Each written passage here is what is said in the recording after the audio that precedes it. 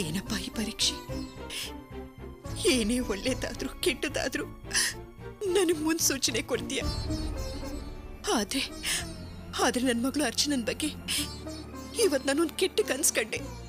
ಯಾವ ಕಾರಣಕ್ಕೂ ಆ ರೀತಿ ನಡಿಬಾರ್ದು, ಅವಳಿಗಾಗಬಾರ್ದು. ಆ ನಂದಿನಿ ಬಗ್ಗೆ ಅರ್ಚನನ್ಗೆ ಹುಷಾರಾಗಿರು ಅಂತ ನಾನು ಎಷ್ಟೋ ಸಲ ಹೇಳಿದ್ದೀನಿ. ಆದ್ರೆ ಅವಳು ನನ್ನ ಮಾತೇ ಕೇಳ್ತಾ ಇಲ್ಲ. ಅಪ್ಪ, ಅವಳಿಗೆ ಯಾವ ರೀತಿನೂ ಕೆಡಕಾಗಬಾರ್ದು, ಕೆಟ್ಟದಾಗಬಾರ್ದು. ಅವಳ ಜೀವನದಲ್ಲಿ ನಗನಗ್ತಾ ಸುಖವಾಗಿ ಸಂತೋಷವಾಗಿರ್ಬೇಕು. ನನ್ನ ಮಗಳು ಅರ್ಚನಾ ಸಂತೋಷವಾಗಿರ್ಬೇಕು.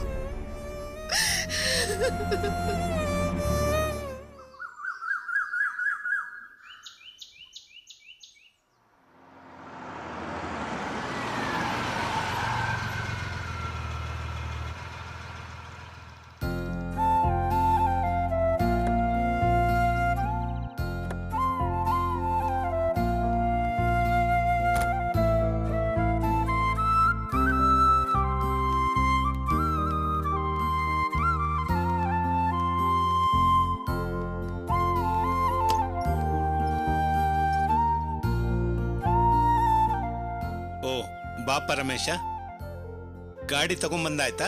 ಹಾ ಸರ್, ತಗೊಂಬಂದು ಗ್ಯಾರೇಜ್ ಅಲ್ಲಿ ಇಟ್ಬಿಟ್ಟು ಈಗ ಬಂದ್ವಿ. ಸರಿ, ಗಾಡಿ ಕಂಡೀಷನ್ ಹೇಗಿದೆ? ತಕ್ಕ ಮಟ್ಟಿಗೆ ಪರವಾಗಿಲ್ಲ ಸರ್.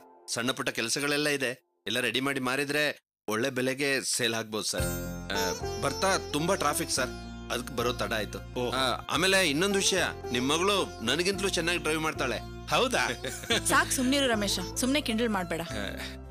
ಸರಿ, ನೀನು ಬೇಗ ಹೋಗಿ ಸ್ನಾನ ಮಾಡ್ಕೊಂಬ, ನಾನೇ ನಿನ್ನ ಆಫೀಸರ್ಗೆ ಡ್ರಾಪ್ ಮಾಡ್ತೀನಿ.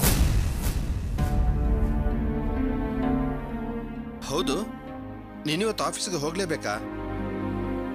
ಅಲ್ಲ, ನಾನು ಯಾಕೆ ಹೇಗೆ ಕೇಳ್ತಾ ಇದ್ದೀನಿ ಅಂದ್ರೆ, ರಾತ್ರಿ ಎಲ್ಲ ನಿದ್ದೆಗೆಟ್ಟು ಗಾಡಿ ಓಡಿಸ್ಕೊಂಡ್ ಬಂದಿದೀಯಾ? ಇವತ್ತೊಂದಿನ ರೆಸ್ಟ್ ತಗೊಂಡು ನಾಳೆ ಆಫೀಸ್ಗೆ ಹೋಗ್ಬೋದಲ್ವಾ? ಸರಿ ರಮೇಶ, ಹಾಗೆ ಮಾಡ್ತೀನಿ. ಇವತ್ತೊಂದಿನ ರಜಾ ಹಾಕಿ ರೆಸ್ಟ್ ತಗೊಂಡು ನಾಳೆಯಿಂದ ಆಫೀಸ್ಗೆ ಹೋಗ್ತೀನಿ. ಸರಿ, ನಾನು ಬರ್ತೀನಿ. ಆಯ್ತಪ್ಪ. ಹೊರಡು ರಮೇಶ, ಅರ್ಚನಾ ನಿನಗೋಸ್ಕರ ಕಾಯ್ತಿರ್ತಾಳೆ. ಹಾ, ನೀನು ಕೂಡ ಫಸ್ಟ್ ರೆಸ್ಟ್ ತಗೊಂಡು ಆಮೇಲೆ ಗ್ಯಾರೇಜ್ಗೆ ಹೋಗು. ಕೆಲಸ ಇದೆ ಅಂತ ಹಾಗೆ ಹೋಗ್ಬಿಟ್ಟು ಆರೋಗ್ಯ ಕೆಡ್ಸ್ಕೊಂಡ್ ಬಿಡ್ಬೇಡ. ಸರಿ, ಬರ್ತೀನಿ. ಸರಿಪ್ಪ.